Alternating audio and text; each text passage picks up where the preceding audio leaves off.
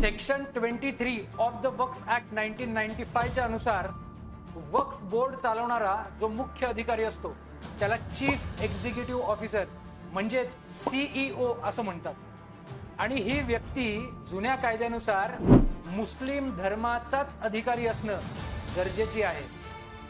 विचार करा काय हा कायदा बनवलाय। आपण भारतामध्ये सेक्युलरिझम म्हणतो आणि या कायद्याच्या अनुसार एखादा गव्हर्नमेंटची बॉडी चालवणारा जसं की वक्फ बोर्ड चालवणारा माणूस एका विशिष्ट धर्माचाच असला पाहिजे असं सेक्शन मध्ये लिहिलंय, असं त्या कायद्यामध्ये लिहिलंय।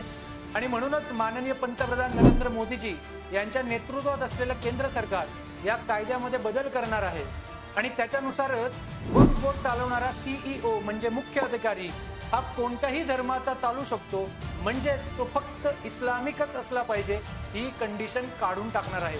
तुम्हाला काय वाटतं या कायद्यामध्ये हा बदल करणं गरजेचं आहे का नाही?